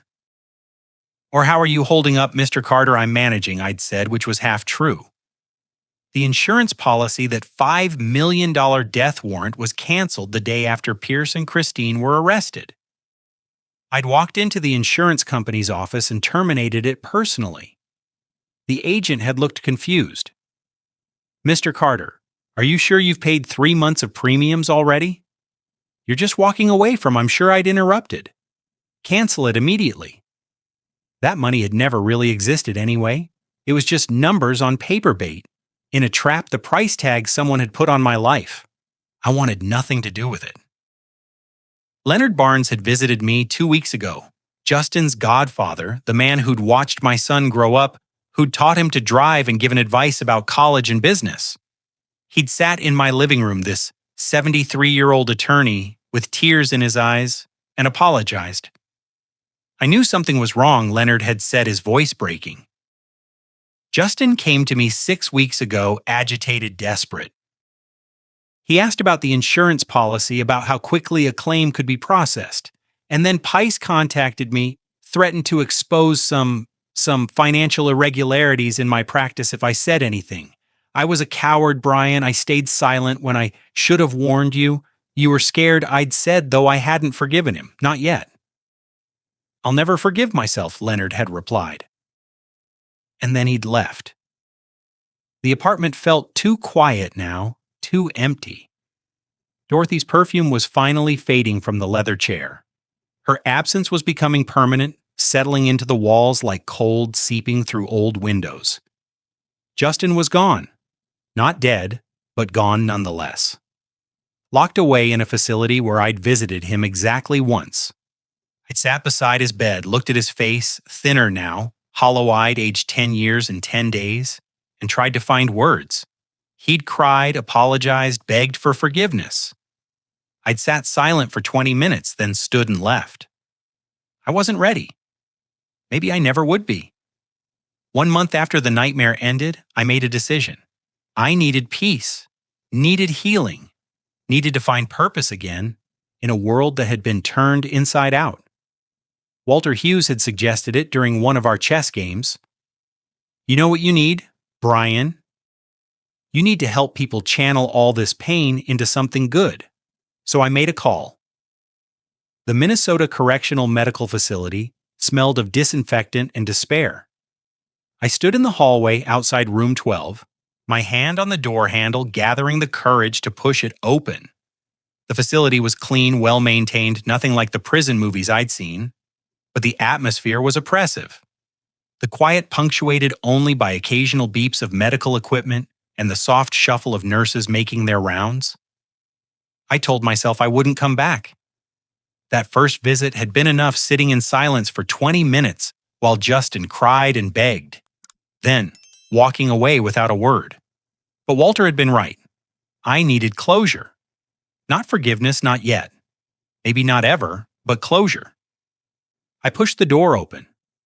Justin lay in the hospital bed, exactly as I'd left him a month ago, propped at a 45-degree angle to prevent bed sores. His body was motionless, a shell. Only his eyes moved, tracking toward me as I entered. Those eyes, they burned with regret so intense it was almost physical. "Dad." His voice was hoarse from disuse. "You came back." I pulled a chair close to the bed and sat down. For a long moment, I just looked at him, at what he'd become, at what his choices had cost him. "I wanted you to understand something," I said finally, my voice steady and cold. "What you're experiencing now, the helplessness, the complete dependence, the inability to control your own body, that was what you wanted for me." Justin's eyes filled with tears. "You wanted to put me on an operating table," I continued. "Wanted Pierce to stop my heart. And if that didn't work, if somehow I survived, you wanted me to spend the rest of my life exactly like this. Trapped, unable to feed myself, unable to bathe myself, dependent on machines and the mercy of strangers. I know." The words came out as barely a whisper. "I know, Dad, and I'm sorry. I'm so sorry. You plotted my death for $5 million. You were willing to orphan yourself to live with my blood on your hands just to escape your debts. I was desperate. You were weak." My voice cut through his excuse like a knife. "And now you're paying the price. Not in a courtroom. Not in a traditional prison, but in your own body. Every single day for the rest of your life. You'll wake up and remember what you tried to. What you became." Tears streamed sideways across his face, pooling in his ears. "This is your karma, Justin. Swift and absolute and permanent. You wanted to trap me. Instead, you trapped yourself forever. Please, Dad." His voice cracked. "Please tell me there's a chance that someday, somehow you might—" "I don't know," I interrupted. "I honestly don't know if I can ever forgive you. Right now, looking at you, I feel nothing, no love, no hate, just emptiness, where my son used to be." The silence that followed was suffocating. "I came here to say goodbye," I said, finally standing up. "Not forever, maybe, but for now. I need to heal. I need to find myself again. And I can't do that while I'm tied to you and what you did. Dad, please don't go. Goodbye, Justin." I walked out of room 12 and didn't look back. The drive to Lakewood Cemetery took 25 minutes through afternoon traffic. The December air was bitter cold snow crunching under my boots as I walked through the gates and up the familiar path. Dorothy's headstone was simple. Black granite, her name and dates, and the inscription I'd chosen, "Beloved wife and mother." Her light still guides us. I knelt in the snow beside her grave, not caring about the cold seeping through my pants. "Hi, honey," I said quietly. "I'm sorry it's been a while. Things got complicated." The wind whispered through the bare tree branches overhead. "I need to tell you what happened with Justin, with everything." And so I did. I told her about Christine Morgan, about Dr. Pierce, about the murder plot, and the betrayal and the nightmare in the hospital basement. I told her about Justin's fall, about the C4 fracture, about karma arriving swift and brutal. "Our son is gone, Dorothy," I said, my voice breaking. "Not dead, but gone. The boy we raised, the one who laughed in our backyard, who we were so proud of. I don't know if he exists anymore. Or maybe he never existed at all, and we were just blind." Tears froze on my cheeks in the cold air. "He tried to have me killed our son for money. And now he's paying a price so terrible that sometimes I can't decide if I should feel vindicated or heartbroken. I pressed my gloved hand against the cold stone. Could you make me promise something? Remember, right before you died, you squeezed my hand and you said, "Find joy again, Brian. Don't let bitterness consume you. Live, really live." I could still hear her voice, weak but fierce. I haven't been living, Dorothy. I've been existing, going through motions. And then this nightmare happened and I realized I almost lost even that. Almost died without ever truly living again after you left. The cemetery was quiet except for the wind. So I'm making you a new promise. I'm going to live. Really live. Not for Justin. He made his choices and now he lives with them. But for you, for me, for the life we built together and the years I have left. I stood up slowly, my knees protesting the cold. Walter suggested I volunteer help other people, maybe at a community center or a support group for families dealing with betrayal. Turn this pain into something useful. I brushed snow from the headstone gently. I love you, Dorothy. I always will. And I'm sorry our son became someone neither of us would recognize. But I'm not going to let his choices destroy the rest of my life. You wouldn't want that. I kissed my fingertips and pressed them to her name carved in the stone. Rest well, my love. I'll be back soon. As I walked back toward my car, something shifted inside my chest. Not forgiveness, not yet. Not peace that would take longer, but something lighter.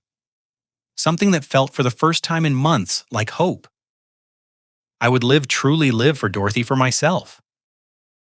And maybe someday that would be enough. 6 months after that nightmare in the hospital basement, spring finally arrived in Minneapolis. Nicole Anderson stood in the cemetery where her father was buried, a bouquet of white lilies in her hand, the same flowers he'd loved when he was alive. She knelt beside the headstone and placed the flowers gently against the cold granite. "Hi, Dad," she said softly. "I brought your favorites." The morning was quiet, peaceful. Birds sang in the trees overhead. Sunlight filtered through new leaves. I wanted to tell you something. It's over. Dr. Pierce is in prison for life. Christine Morgan, too. They'll never hurt anyone again. She traced her fingers over her father's name carved in the stone. I know it doesn't bring you back. But all those other families, the ones who would have been next, they're safe now because of what we did. Tears slipped down her cheeks. But they were different from the bitter tears she'd cried for 3 years. These were tears of closure, of peace. I kept my promise, Dad. I got justice for you. A breeze rustled through the cemetery, warm and gentle. And for just a moment, Nicole felt something she hadn't felt since her father died. Peace. She stood up slowly and looked at the headstone one last time. Rest easy, Dad. Your daughter made you proud. Across the city, I was learning what that light looked like. The Hope Community Center sat on Lake Street serving meals and providing support for Minneapolis's elderly population. Many who came here had no family. Some had been forgotten by children who'd moved away. Others had outlived everyone they'd loved. I'd started volunteering here 2 months ago following Walter's advice. Margaret was 87, sharp as a tack, with no living relatives, and a wicked sense of humor. We'd bonded over chess. She beat me 3 games straight before I finally won one. "You're getting better, Brian," she'd said with a grin. "Maybe in another 6 months you'll actually be a challenge." Then there was Robert, a 92-year-old veteran who told stories about World War II, and Susan, 79, who taught me how to make her grandmother's apple pie because she had no one else to pass the recipe to. I came 3 times a week now. Sometimes I served lunch. Sometimes I just sat and listened. The listening was the most important part. I'd learned that from my own mistakes. I hadn't listened to Justin when he was drowning in debt and desperation, hadn't heard the warning signs, hadn't asked the right questions. Maybe if I had, things would have been different. Or maybe not. Maybe Christine would have found a way to manipulate him regardless. I'd never know, but I could be different now.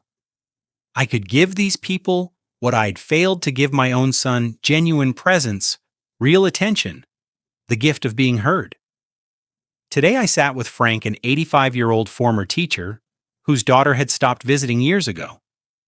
I think about calling her, Frank said quietly, but I don't know what I'd say. Too much time has passed. Maybe you don't need to say anything complicated, I offered. Maybe you just say I love you, and I'm sorry, and see where it goes. Frank looked at me with watery eyes. You think it's that simple? No. I think it's the hardest thing in the world, but I also think silence is worse than trying and failing. He nodded slowly and pulled out his phone with shaking hands. I excused myself to give him privacy. Walter found me in the kitchen drying dishes. You're good at this, he said, helping people, being present. I'm learning, trying to make up for lost time. You can't change the past, Brian, I know, but I can change what I do with the time I have left. I set down the dish towel. Dorothy made me promise right before she died. She said, find joy again. Live, really live. And I forgot how to do that. And now I'm learning again. I gestured around the community center. These people remind me that life is short and precious and shouldn't be wasted on bitterness. Walter smiled. Dorothy would be proud of you. I hope so. That evening I drove back to my apartment on Hennepin Avenue, but it didn't feel empty anymore. The silence wasn't oppressive. I'd bought new photos for the walls, not to replace memories of Dorothy and Justin, but to add to them. Pictures from the community center. Margaret laughing over chess. Robert showing off his war medals. Susan presenting her apple pie with pride. New memories, new connections, new life. I sat in Dorothy's chair and closed my eyes, feeling something I hadn't felt in years. Contentment. I'd kept my promise to her. I was living, really living.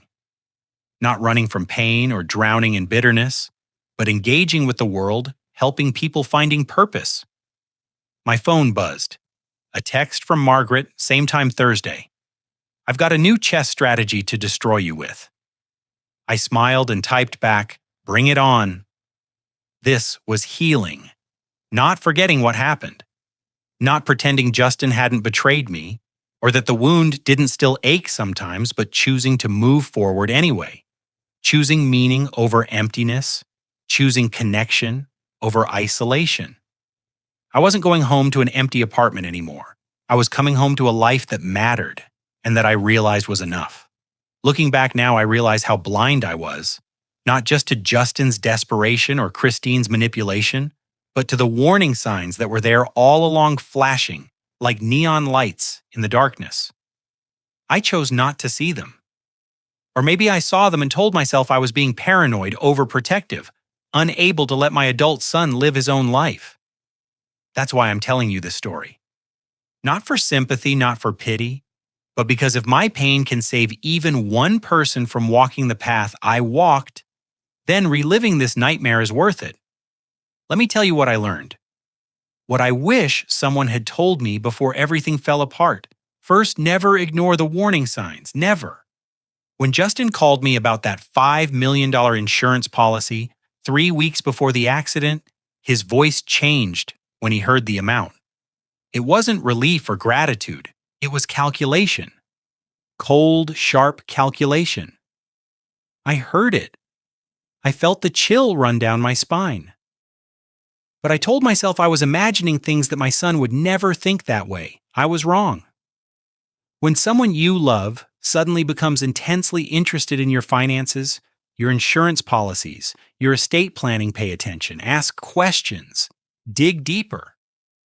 It doesn't mean they're plotting to kill you, but it does mean something has changed, and you need to understand what and why. Second, trust your instincts about the people in your loved ones' lives. I met Christine Morgan exactly twice before everything happened. Both times something felt off. Her smile was too perfect. Her words were too rehearsed. Her eyes were cold, calculating, measuring me like I was an asset to be liquidated rather than a person. I saw it. I felt it in my gut. But I said nothing.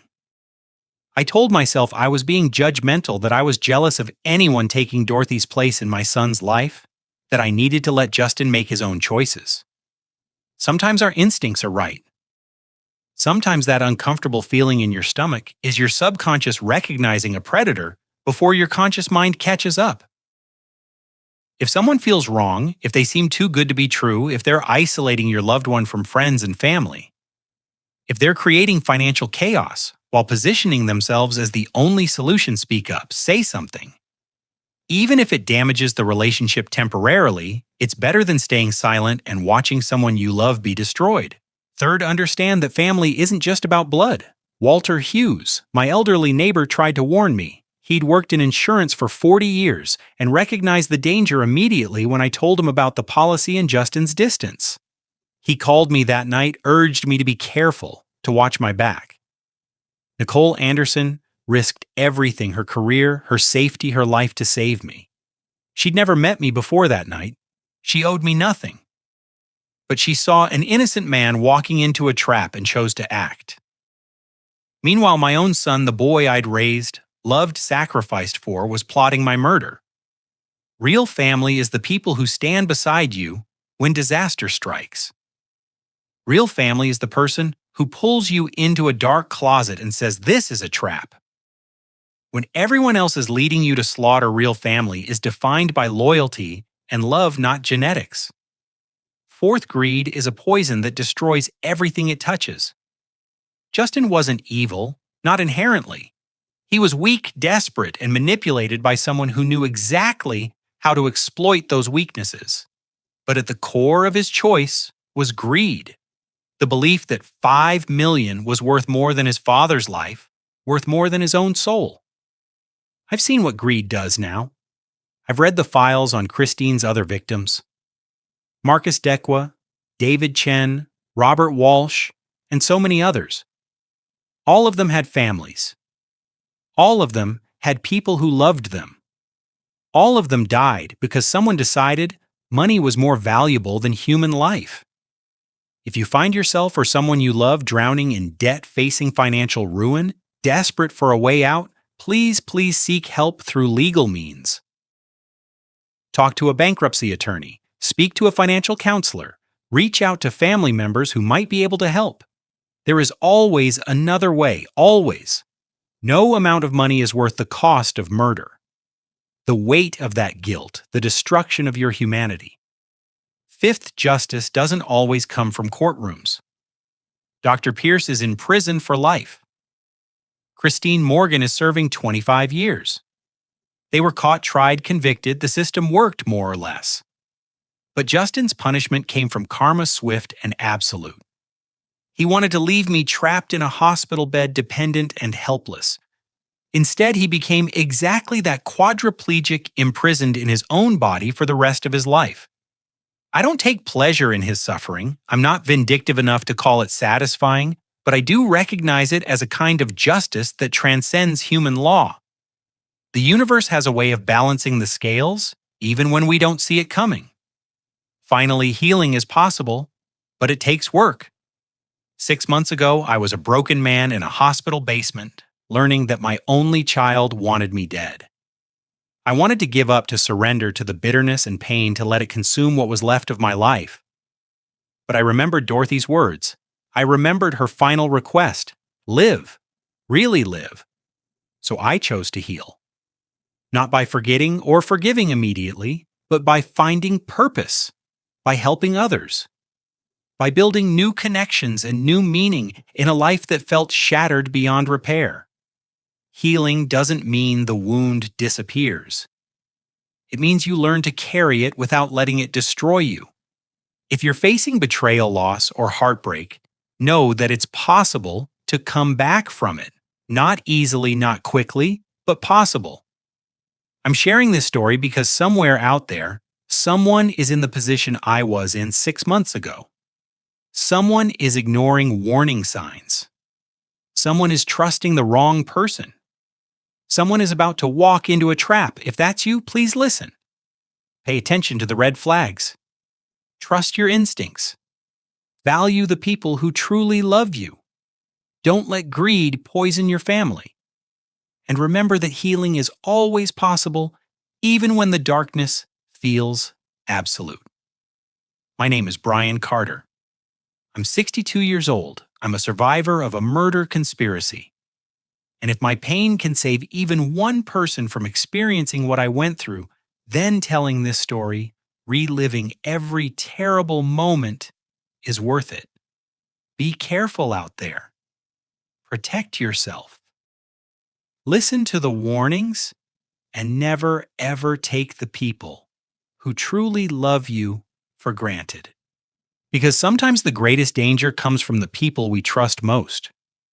But God had other plans. I didn't used to think in those terms. Before all of this happened, I was what you'd call a lukewarm believer. I went to church with Dorothy because she wanted to sat through sermons without really listening, said prayers out of habit rather than conviction. But standing in that storage closet in the darkness, hearing my son laugh about my planned murder, watching through a crack in the door as the people I should have been able to trust plotted to end my life in that moment, I prayed with a desperation I'd never felt before. And Nicole Anderson appeared. You can call it coincidence if you want. Random chance, good timing. But I've thought about it every day for the past 6 months, and I can't shake the feeling that something larger than myself was at work that night. Nicole had been investigating Dr. Pierce for 2 years. 2 years of watching, documenting, waiting for proof. She could have been anywhere in that massive hospital when I arrived. Could have been on break, or helping another patient, or working a different floor entirely, but she was there right there at the exact moment I needed her most. She grabbed my arm just as I was about to walk into that operating room, into a trap that would have killed me, as surely as if Pierce had injected potassium chloride directly into my heart. "This is a trap," she'd whispered. 4 words that saved my life. I don't believe that was an accident. I believe Dorothy was watching over me the way she'd promised she would. I believe there's a justice that exists beyond courtrooms and legal systems, a divine accounting that balances scales we can't even see. Look at what happened to each person involved in this conspiracy. Dr. Nathan Pierce spent 5 years murdering patients for profit, hiding behind his medical license and professional reputation. He was untouchable, protected by the very system meant to hold him accountable. But now, he sits in a prison cell stripped of everything: his license, his freedom, his legacy. He'll die behind bars, forgotten and unmourned. That's not just legal justice. That's cosmic justice.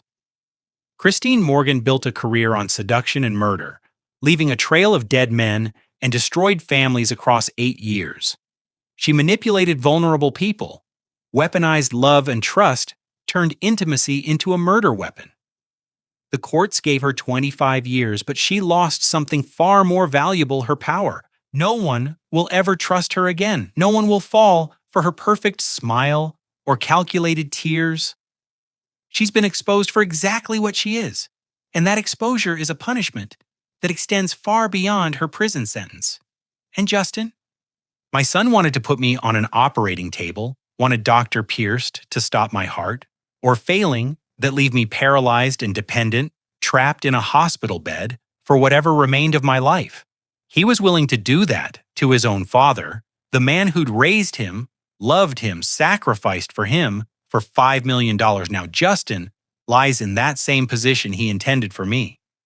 Quadriplegic from the neck down, unable to move, unable to care for himself, dependent on nurses and orderlies for every basic function. He'll spend the next 15 years, maybe longer, in that bed, completely helpless, remembering every day what he tried to do and what it cost him. I didn't do that to him. I didn't push him. I didn't orchestrate his fall. He did it to himself, trying to stop Christine from escaping justice. That's not revenge. That's karma.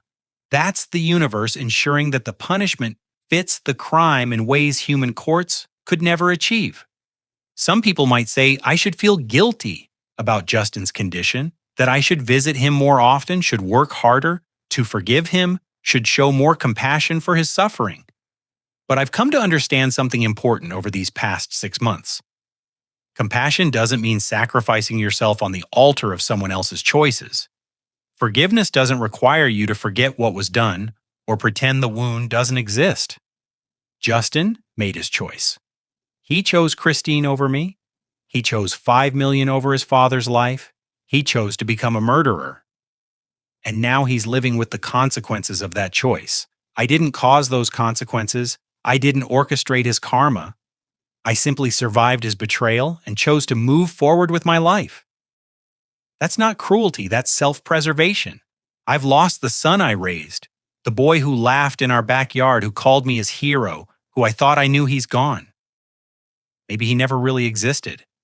Maybe I was always seeing what I wanted to see instead of what was actually there. But while I lost that son, I gained something else. I gained my dignity, back my freedom, my life. I'm no longer the man who ignored warning signs and trusted blindly. I'm no longer the widower who existed in an empty apartment waiting for death. I'm no longer trapped by fear or paralyzed by grief. I survived, not just the murder plot, but the betrayal. Not just the physical danger, but the spiritual devastation of learning your own child wants you dead. And survival, I've learned, is its own form of victory. Every morning I wake up in my apartment, make coffee, and look at the new photos on my walls. Margaret laughing over chess. Robert showing his medals. Susan proud of her pie. I'm claiming that victory again. Every time I volunteer at the Hope Community Center, every time I listen to someone's story and offer genuine presence, I'm choosing life over bitterness. That's what Dorothy wanted for me. That's what she meant when she said, "Really live? I'm not going to tell you I'm completely healed." The wound is still there. Some mornings I wake up and the first thought in my head is, my son tried to kill me. And the pain of that reality steals my breath. But I'm no longer chained by that pain. I'm no longer drowning in hatred or consumed by thoughts of revenge. I've placed Justin's fate in hands larger than mine. God's hands if you believe in that. The universe's hands if you don't. Either way, it's no longer my burden to carry. Justice has been served both in courtrooms and through karma. The people who tried to kill me are paying their debts. And I'm free to live whatever years I have left with purpose and meaning. That's enough. That's more than enough. That's everything. This is my final advice to you. Please listen carefully. Don't wait until you're standing at the edge of a cliff to realize who truly loves you and who's just waiting for you to fall. I learned this lesson in the worst possible way, in a hospital basement with a syringe full of poison aimed at my heart. I pray you never have to learn it the way I did. So let me share what I wish someone had told me before my world collapsed. First, protect yourself always. I know that sounds harsh, especially when we're talking about family. We're taught from childhood that family comes first, that blood is thicker than water, that we should trust our loved ones unconditionally. But that's not wisdom. That's vulnerability disguised as virtue. The full saying is the blood of the covenant is thicker than the water of the womb, which means the bonds we choose are stronger than the bonds we're born into. Remember that. Live by that. Protect your assets. Protect your information. Protect your vulnerabilities. Not because you're paranoid, but because you're wise. If someone asks detailed questions about your finances, your insurance policies, your estate planning, ask yourself why. Ask them why. Don't accept vague answers. Don't let guilt or obligation silence your suspicions. Second, stay alert to greed, especially in those closest to you. Greed doesn't always look like greed at first. It looks like desperation, like a business failing, like debt piling up, like someone you love spiraling into financial crisis. And your first instinct will be to help to rescue to save them from drowning. But watch carefully how they respond to your help. Are they grateful, but independent, working to solve their own problems? Or are they calculating, measuring your worth? Seeing you as a resource to be liquidated rather than a person to be loved. Justin didn't wake up one morning and decide to kill me. He was broken down piece by piece, manipulated and corrupted by someone who recognized his weakness. But at the core of his choice was greed, the belief that money was worth more than his father's life. If you see greed taking root in someone you love, speak up. Set boundaries. And if they won't listen, protect yourself. Even if it means creating distance, even if it means cutting ties. Your life is worth more than their financial problems. Third, don't let fear destroy love. I know this seems to contradict what I just said, but hear me out. Yes, you need to be cautious. Yes, you need to protect yourself. But don't let my story turn you into someone who trusts no one, who sees betrayal in every shadow, who walls themselves off from genuine connection. Because here's the truth. Most people are good. Most family members do love you. Most relationships are built on genuine care rather than calculated manipulation. Nicole Anderson risked her life to save mine. Walter Hughes warned me even when it was uncomfortable. The people at Hope Community Center welcomed me with open arms and genuine kindness. Real love exists. Real loyalty exists. Real family chosen or born exists. The key is to trust but verify. Love openly but observe carefully. Give your heart but protect your life. It's a balance and it's not easy, but it's necessary. Fourth, forgive yourself. This one took me the longest to learn for months after everything happened. I tortured myself with questions. How did I miss the signs? Why didn't I see Christine for what she was? Why didn't I ask Justin the hard questions when his behavior changed? I blamed myself for being blind, for being trusting, for being a fool.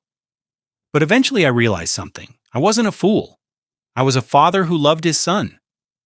I was a man who wanted to believe the best about the people I cared about. And there's nothing wrong with that. The betrayal wasn't my fault. The conspiracy wasn't something I caused. I didn't make Justin choose murder. I didn't create Christine's predatory nature. I didn't turn Dr. Pierce into a serial killer. I was a victim of their choices, not the architect of my own destruction. If you find yourself in a situation like mine, betrayed by someone you trusted, hurt by someone you loved, forgive yourself for not seeing it coming. You're not stupid. You're not weak. You're human. And being human means sometimes we trust the wrong people. That's not a flaw. That's proof we're still capable of love. Fifth, blood may run thin, but self-preservation must run strong. I visit Justin once every few months now. Not often, not for long. I sit beside his bed, look at what he's become, and try to find some remnant of the son I raised. Sometimes I think I see regret in his eyes. Sometimes I think I see the boy who laughed in our backyard. But mostly, I see a stranger who tried to murder me for money. And I'm okay with that distance. I'm okay with the fact that I may never fully forgive him. I'm okay with prioritizing my own healing over his redemption. That's not cruelty, that's survival, that's self-preservation, and that's sacred. You are allowed to walk away from people who hurt you, even if they share your blood. You are allowed to prioritize your safety over their feelings. You are allowed to heal at your own pace in your own way without apology. Remember that, claim that.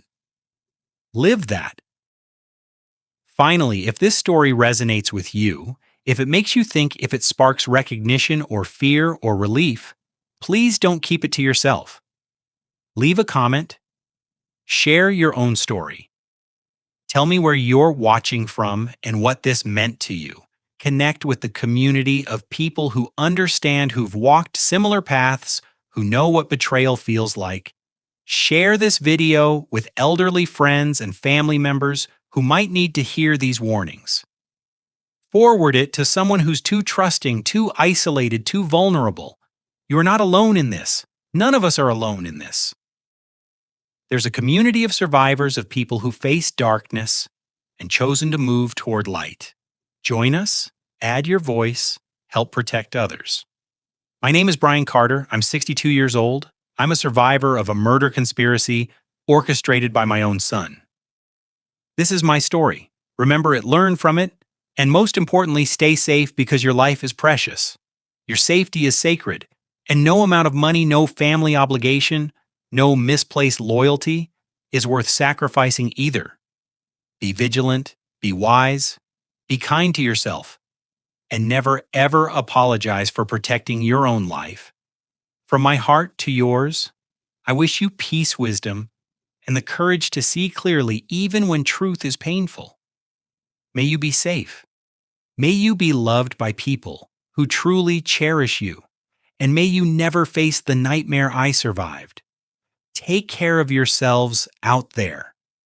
The world can be beautiful, but it can also be dangerous. Know the difference. God bless you. Stay strong. And remember, the greatest act of love is sometimes simply surviving. Thank you for listening to my story. Looking back at my family story now, I see a man who loved too blindly and trusted without question. I ignored every warning sign because I couldn't imagine my own son plotting my death. Don't be like me. Don't tell yourself it could never happen to me. I said those exact words once and I almost died because of them. The lessons I learned through this family betrayal came at a terrible price. First, protect yourself even from those you love most, especially when large sums of money are involved. When Justin suddenly became interested in my $5 million insurance policy, that should have been my red flag. Second, greed can turn family into enemies faster than you'd believe. Third, God places people in our path for a reason. Nicole appeared exactly when God knew I needed her most. That wasn't coincidence. That was divine intervention. Fourth, family betrayal doesn't mean you're broken. It means they made evil choices. Fifth, survival itself is grace that God grants us.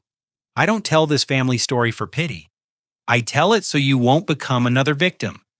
Watch for sudden interest in your finances or insurance. Trust your gut about manipulative partners who seem too perfect, and remember when humans fail us, God's justice still prevails. Justin wanted me paralyzed, and karma delivered that fate to him instead. Christine's manipulations were exposed. Pierce's murders ended behind bars.